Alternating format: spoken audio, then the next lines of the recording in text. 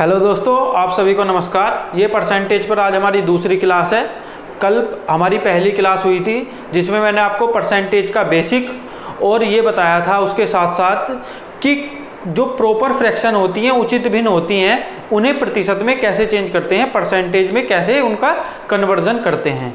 तो आज उसी पर आगे बढ़ेंगे कि अगर फ्रैक्शन प्रॉपर की जगह इम्प्रॉपर आ जाए, और इम्प्रॉपर फ्रैक्शन कौन सी होती है? अनुचित भिन्न जिनका अंश न्यूमरेटर डिनोमिनेटर से बड़ा होता है। ऐसी भिन्नें जिनका अंश हर से बड़ा होता है उनको हम क्या बोलते हैं? अनुचित भिन्न बोलते हैं। तो आज उन्हीं को कन्वर्ट करना सीख रहे होंगे कि इम्प्रॉपर फ्रैक्शन को हम परसेंटेज में कैसे कन्वर्ट करते हैं जल्दी से। ठीक है, तो देखिए कल का थोड़ा सा देख लेते हैं और फिर आगे बढ़ रहे होंगे। देखिए बेटा, मैंने कल ये बताया था अगर x बटे बाई कोई भिन्न है, x बटे बाई कोई फ्रैक्शन है, ये प्रॉपर हो या इम्प्रॉपर कोई फर्क नहीं पड़ता। अगर इस फ्रैक्शन को परसेंटेज में चेंज करना है, परसेंट में चेंज करना है, तो मैं क्या करूंगा? 100 से मल्टीप्लाई करके परसेंट का साइन लगा दूंगा। तो ये इसका क्या हो जाएगा? ये फ्रैक्शन से परसेंट में चेंज हो जाएगी। जैसे मैं आपसे ये कह देता कि 3/4 है, इसको आप परसेंट में चेंज करिए तो ये हो जाएगा 3/4 इंटू 100%। तो 25 या 75% इस सवाल का क्या आ जाएगा? आंसर आ जाएगा। देखिए ये जो फ्रैक्शन है ये प्रॉपर है। प्रॉपर की जगह इम्प्रॉपर होती तब भी कोई दिक्कत नहीं है। देखिए ये 5/4 कर देता हूँ मैं, ये अंश बड़ा हो गया हर से। इसको भी फ्रैक्शन में, इसको भी परसेंटेज में चेंज करना है तो 100 से गुणा करके परसेंट लगा दूंगा। तो ये कट जाएगा 25 बार, 25 पंजे 125% आ जाएगा। समझ आ रहा है? तो चाहे प्रॉपर फ्रैक्शन हो चाहे इम्प्रॉपर फ्रैक्शन हो, उचित हो या अनुचित भिन्न हो, परसेंट में चेंज करने का तरीका यही है। इसको 100 से मल्टीप्लाई करके परसेंट लगा दीजिए आप। एक तरीका ये है। इसके और भी कई सारे तरीके हैं, तो एक एक करके बात करेंगे। ये जो तरीका है ये इसमें इम्प्रॉपर वाले में थोड़ा लेंदी हो जाता है, इसलिए हमें दूसरे तरीकों के बारे में भी बात करनी पड़ेगी। तो मैं आपको एक, जिसमें मैंने आपको फ्रैक्शन का एडिशन सब्ट्रैक्शन घटाया था, उस क्लास में लेकर जाना चाहता हूं कि वो चीज़ें आपको अगर ध्यान होंगी तो आप बहुत आसानी से कर पा रहे होंगे। तो कुछ बच्चे ऐसे होंगे जो नए होंगे, जिन्होंने वो क्लास नहीं देखी होगी, तो एक बार उस क्लास को जाके देख लें। लेकिन फिर भी मैं उसका बेसिक थोड़ा सा यहाँ पर बता देता हूँ। देखिए बेटा, अगर मैं आपसे ये कह दूँ कि आप 1 में से 4/5 को सब्ट्रैक्ट करिए, तो मैंने बताया था कि जब 1 में से सब्ट्रैक्ट करते हैं तो इसको सेम रखते हैं, डिनोमिनेटर को, हर को सेम रखते हैं, और इन दोनों का डिफरेंस ऊपर लिख देता हूं। तो इस 4 और 5 का डिफरेंस 1, तो 1 यहां लिख दूंगा। यही इस सवाल का आंसर आ जाएगा 1/5। एक बार दोबारा देख लेते हैं। जैसे मैं कह दूं 1 में से 17/21 घटाइए, तो आपको कुछ नहीं करना। अगर 1 में से घटाना है तो इसको सेम रखो, डिनोमिनेटर को, 21 को 21 उतार दो, और इन दोनों का डिफरेंस 17 और 21 का डिफरेंस 4, इसको यहाँ लिख दो 4। तो ये हो जाएगा 4/21। समझ आ रही है जी बात? अब अगर इस 1 की जगह कोई और इंटीजर आ जाए तब कैसे कर रहे होंगे? ये सारी चीज़ें डिटेल में मैंने बताई है। जहाँ पर एडिशन और सब्ट्रैक्शन और फ्रैक्शन पढ़ाया है, भिन्नों को जोड़ना घटाना, तो आपको अगर डिटेल में ये सारी चीज़ें देखनी है कैसे होता है, तो आप एक बार उस वीडियो को देख लीजिए। वरना अगर आपको थोड़ा सा जल्दी क्विक रिवीजन लेना है तो वो मैं बता ही रहा हूँ उसको। अब देखिए, सपोज कीजिए बेटा यहाँ पर आ जाए इस 1 की जगह 5, और इसमें से मुझे 17/21 घटाना हो, तो हम जल्दी से कैसे करेंगे? आप इससे एक नंबर कम लिखिए, इस 5 से एक कम 4, उसको यहाँ लिख दीजिए। ठीक है, इस नंबर को सेम यहाँ लिख दीजिए, और इन दोनों का डिफरेंस ऊपर लिख दीजिए। तो ये आ जाएगा 4 से ही 4/21। समझ में आया जी? मतलब ये वाला पोर्शन तो सेम है, बस यहाँ जो नंबर आएगा इससे पहले वो इससे एक कम हो जाएगा। एक एग्जाम्पल की सहायता से और समझ लेते हैं। जैसे मैं आपसे कह दूं 10 में से आप 21/28 घटाइए, तो बेटा आपको कुछ नहीं करना, इससे एक कम लिखो, 10 से एक कम 9, वो यहाँ आ जाएगा। इसको सेम लिख दो 28, और इन दोनों का डिफरेंस, 21 और 28 का 7। अब देखिए क्या ये कट रहा है? देखिए अगर नहीं कटता तो ऐसे ही छोड़ देता, लेकिन ये कट रहा है तो 7 ही करना, 7 7 चौक 28। तो इसका आंसर हो जाएगा 9 से ही 1/4। अगर ये नहीं डिवाइड हो रहा होता तो इसको यहीं छोड़ देता। ठीक है जी, उम्मीद करता हूँ ये बात समझ आई होगी। अब इसमें एक चीज़ और बताई थी, उस चीज़ को और समझकर फिर आगे बढ़ते हैं। देखिए अगर आपसे मैं ये कह दूं कि आप 10 में से 2 and 3/5 को सब्ट्रैक्ट करिए, 2 and 3/5 को सब्ट्रैक्ट करिए। तो ये भी मैंने आपको सिखा रखा था कि ये देखना है ये नंबर किसके आसपास का है, मतलब इससे बड़ा नंबर। तो 2 and 3/5, तो ये 2 से बड़ा है तो और 3 से छोटा है, तो मैं इसको 3 मान लूंगा। भाई 2 and 3/5 क्या है, 2 + 3/5 मतलब 2 से बड़ा और 3 से छोटा, तो इसको 3 मान लो। तो जैसे ही 10 में से 3 गया 7, तो 7 यहाँ लिखेंगे। इस नंबर को सेम लिख देंगे, डिनोमिनेटर को हर को सेम लिखूंगा और इन दोनों का डिफरेंस ऊपर लिखूंगा। तो आंसर आ जाएगा 7 सही 2/5। एक इस पर एक और ले लेते हैं। मान लो 200 में से आपको 19 सही 17/23 घटाना है जल्दी से जल्दी, ठीक है ना। वो गुणा भाग का चक्कर नहीं है, वो सारा मैं आपको पहले ही समझा चुका हूँ कि कैसे करते हैं, लेकिन रिवीजन के लिए आपको मैं बता रहा हूँ। तो देखिए इस 200 में से इसको क्या मान लो 20, क्योंकि ये 19 से ज़्यादा होगा। भाई 19 से ज़्यादा है 20 से कम, तो इसको 20 मान लूँगा।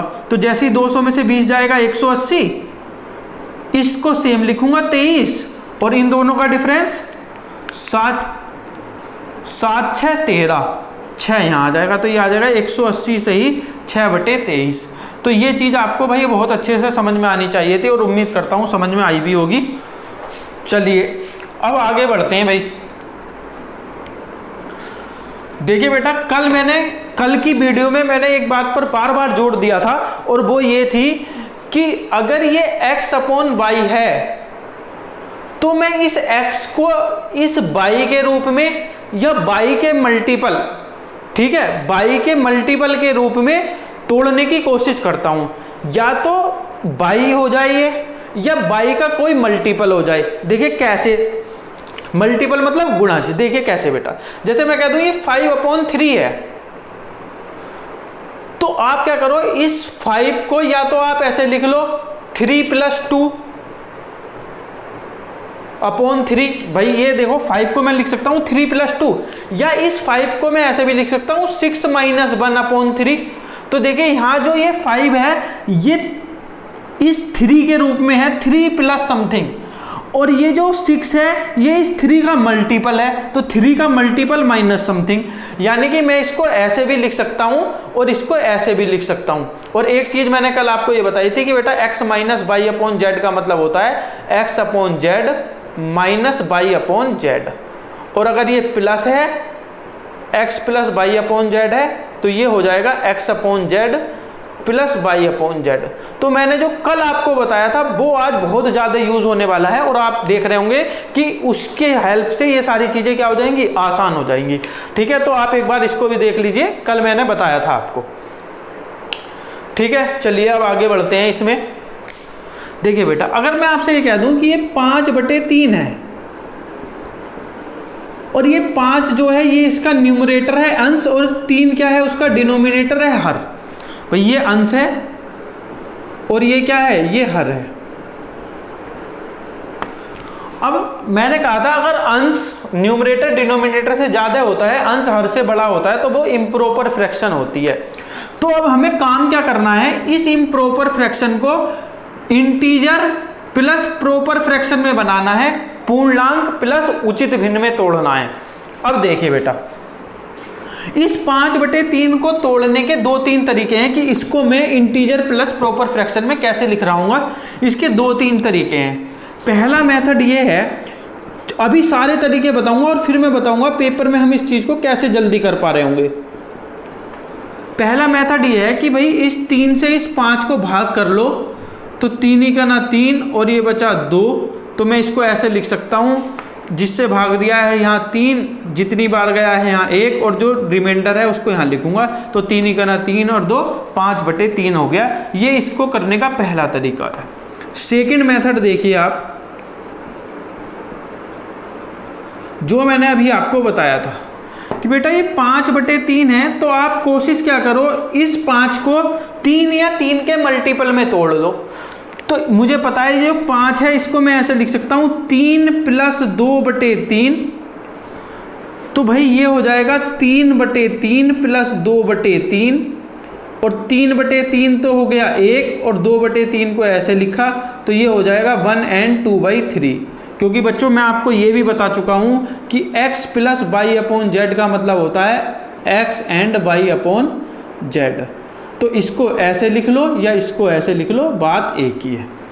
ठीक है, तो एक तरीका ये होगा कि इसके मल्टीपल के रूप में तोड़ लिया। यहाँ प्लस साइन है, प्लस हो या माइनस हो मुझे कोई फर्क नहीं पड़ता, बस मुझे तो ये है कि मेरा सवाल की कैलकुलेशन आसान होनी चाहिए। यहाँ कोई कसम नहीं खा रखी कि प्लस में ही तोड़ेंगे, माइनस में भी तोड़ सकते हैं। देखिए मैं इसको माइनस में तोड़ के दिखाता हूँ आपको।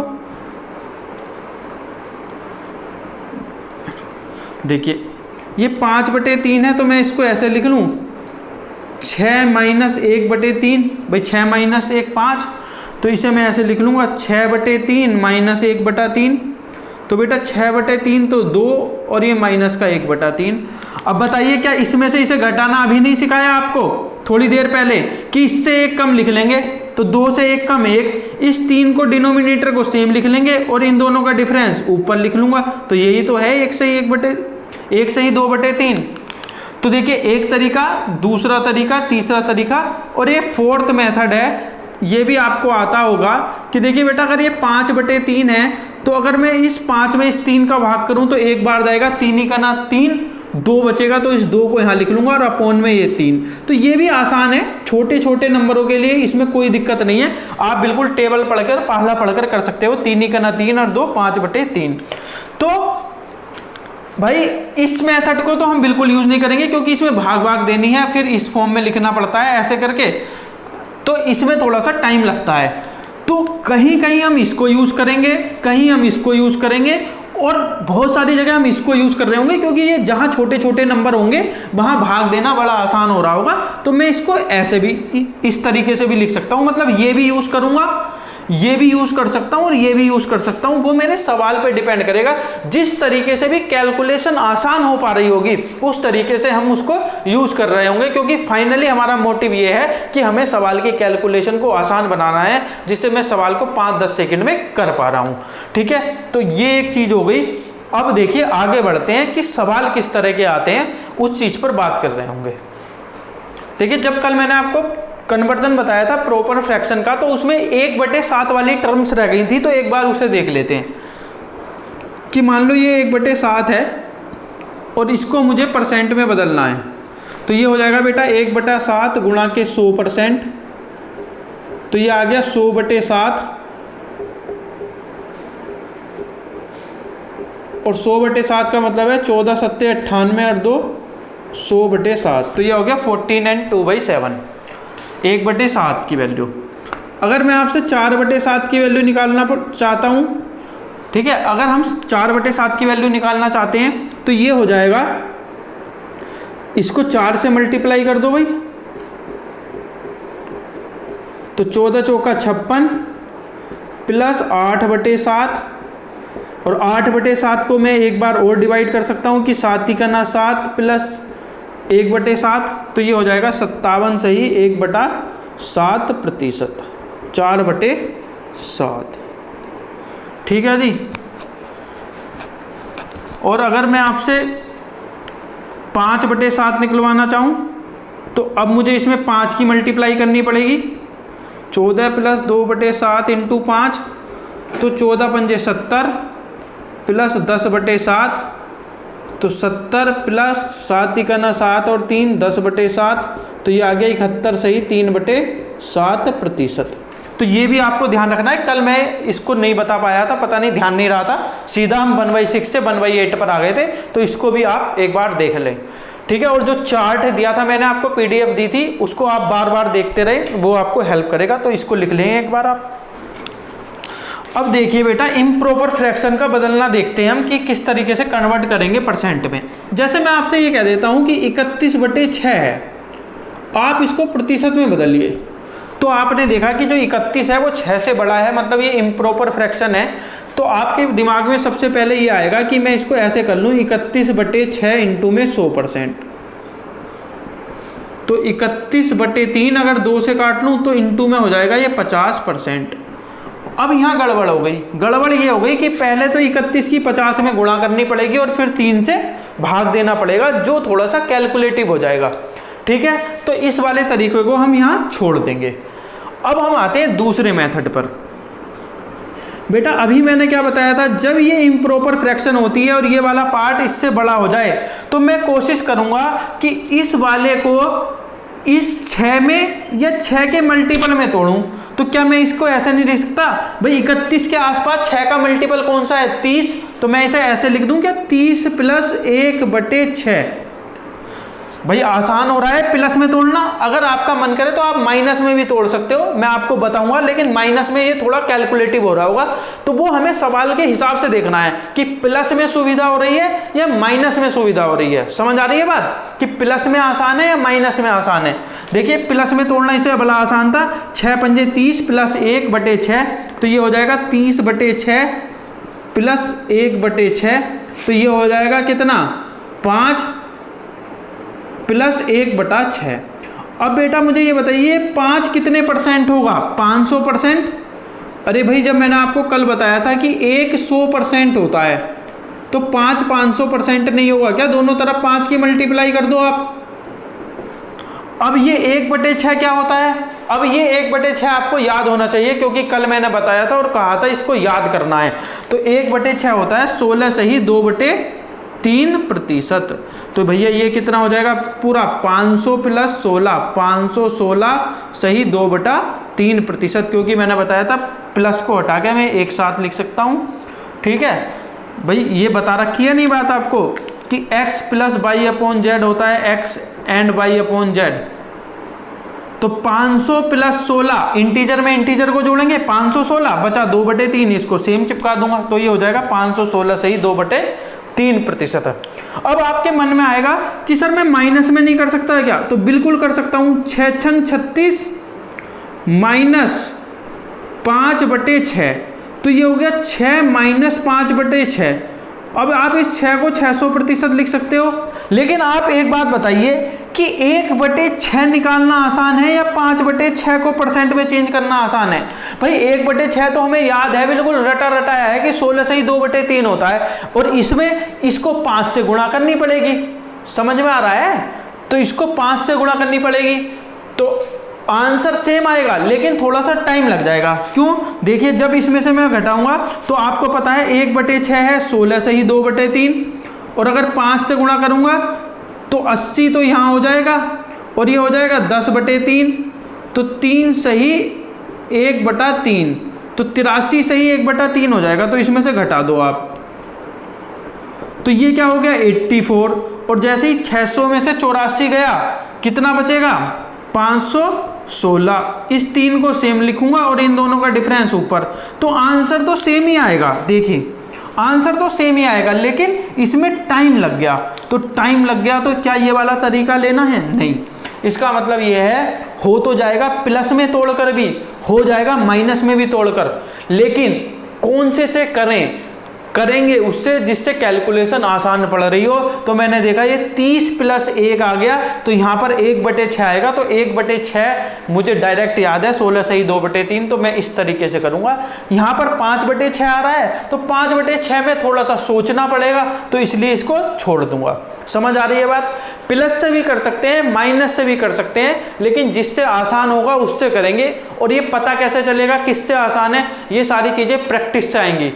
ठीक है, जैसे जैसे आप 1-2 सवाल करते रहोगे आपको बिल्कुल प्रैक्टिस हो जाएगी और फिर सारी चीज़ें क्या हो जाएंगी, आसान हो जाएंगी। चलिए अगले सवाल पर बढ़ते हैं, इसका आप स्क्रीनशॉट ले सकते हैं, लेना चाहते हैं तो। चलिए एक दूसरा सवाल लिखता हूँ, आपको ही बताना है भाई। 11/7, तो आप क्या करोगे, इस 7 या 7 के मल्टीपल में तोड़ोगे तो 7 + 4/7, तो ये हो जाएगा 7/7 1 प्लस के 4/7। अब मैं भाई बार बार ऐसे नहीं लिखूंगा भाग करके 7/7 + 4/7 डायरेक्ट लिख रहा हूँ, थोड़ी देर में इसको भी स्किप करेंगे और जल्दी लिखेंगे, लेकिन क्योंकि अभी शुरुआत है तो धीरे धीरे इन चीज़ों को करने लग रहे होंगे हम। देखिए इस 1 को 100% लिख सकता हूँ, और बेटा 4/7 भाई बताया है क्या, बिल्कुल डायरेक्ट बता रखा है। 4/7 कितना होगा 57 सही 1/7, तो यहाँ लिखूंगा 57 सही 1/7%, और जब दोनों को ऐड करूंगा इंटीजर में इंटीजर तो ये हो जाएगा 157, और 1/7 को सेम लिख दूंगा तो ये हो जाएगा 157 सही 1/7% क्या हो जाएगा इसका आंसर हो जाएगा। समझ आ रहा है जी? चलिए आगे बढ़ते हैं। ये सारी चीज़ें याद करनी है भाई, इसलिए मैंने कहा था चार्ट को बार बार देखो, ये याद हो जाना चाहिए, तभी आप कर पा रहे होंगे 5-5, 7-7 सेकंड में। वरना फिर अगर इसे पेपर में कन्वर्ट करने बैठ गए तो इसी में लग जाएंगी 5-10 सेकंड तो सही है, लेकिन कन्वर्जन पूरा ही करना है 5-7 सेकंड में। तो ये सारी चीज़ें याद होनी चाहिए, पूरा चार्ट याद होना चाहिए, और धीरे धीरे धीरे धीरे प्रैक्टिस के साथ आपको याद भी हो जाएगा। चलिए अगले सवाल की तरफ बढ़ते हैं। 37/8 देखिए, 8 चौक 32 और 5 37 और 8 पंजे 40 में से 3 गया 37। तो कन्वर्ट में माइनस में ब्रेक करना आसान है, तो मैंने इसे लिख दिया 40 - 3/8। तो 40/8 तो हो गया 5, और इस 3/8 को ऐसे ही छोड़ दूंगा भाई, इसको ऐसे ही तो लिखोगे 40/8 - 3/8। तो इस 5 का मतलब है 500% माइनस भैया 3/8 कितना होता है 37.5, याद होना चाहिए आपको, 37 सही 1/2, 1/8 12.5, 3/8 37.5 और 5/8 62.5, 62 एंड 1/2, ये याद होना चाहिए। अभी इसमें से इसे घटाने की कहानी तो बताई थी कि इससे एक ज़्यादा मान लो, इसे मान लो 38, तो 500 में से 38 गया भाई, 500 में से 40 जाता तो कितना बचता 460, लेकिन 2 कम गया है तो ये हो जाएगा 462 भाई। 500 में से 38 गया 462, इस 2 को सेम लिखूंगा डिनोमिनेटर वाले को, और इन दोनों का डिफरेंस ऊपर, इन दोनों का डिफरेंस 1, तो ये हो जाएगा 462 सही 1/2%, 462 एंड 1/2% सही है जी। उम्मीद करता हूँ ये समझ आया होगा। ठीक है, तो यहाँ हमने माइनस में तोड़ा, आप प्लस में भी तोड़ सकते थे कि ये हो जाता 4 × 8 = 32 प्लस 5, तो यहाँ 5/8 हो जाता, 5/8 भी 62.5 आपको पता है, तो आप वैसे भी कर सकते हो, तो वो भी आसान है, कोई दिक्कत वाली बात नहीं है। ठीक है जी, चलिए आगे बढ़ते हैं। तो जब भी इम्प्रॉपर फ्रैक्शन होगी इसी तरीके से ब्रेक करके हमें उसको करना है। चलिए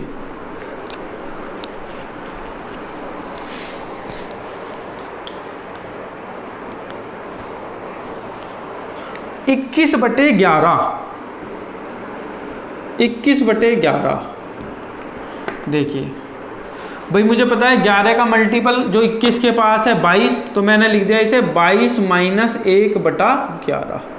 तो 22/11 मतलब 2 - 1/11, तो 2 का मतलब बेटा 200%, और 1/11 बताया था क्या 9 सही 1/11 होता है, बिल्कुल। अब देखिए ये हो गया किसके आसपास 10 के पास, तो 200 में से 10 गया 190,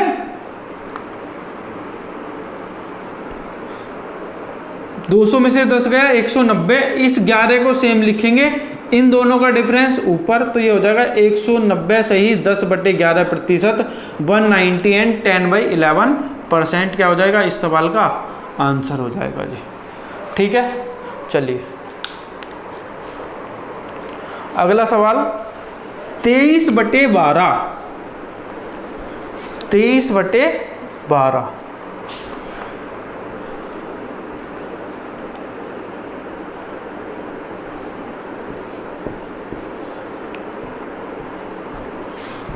इसको करिए भाई। 12 का कौन सा मल्टीपल 23 के आसपास है 24, तो मैंने लिखा 24 - 1/12, तो 24/12 2 माइनस के 1/12 को सेम लिख दिया।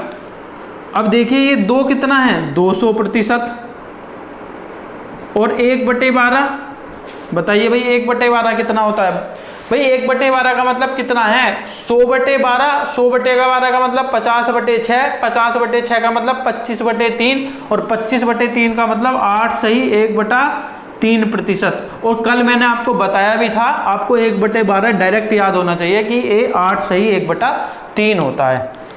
तो 200 में से इसको घटाओ, ये इसको मान लूँ 9, तो 200 में से 9 गया 191, इस 3 को सेम लिखूंगा और इन दोनों का डिफरेंस ऊपर, तो ये हो जाएगा 191 एंड 2/3 %। ये इस सवाल का आंसर हो जाएगा, देख लीजिए। चलिए आगे बढ़ते हैं इसी पर।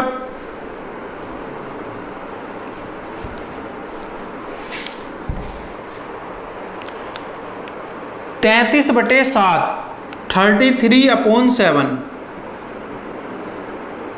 तो 7 का मल्टीपल जो 33 के आसपास है 35, तो 35 माइनस 2/7, तो 7 पंजे 35 माइनस 2/7। अब देखिए इस 5 को लिख सकता हूं 500% माइनस 2/7, 1/7 है 14 से ही 2/7%।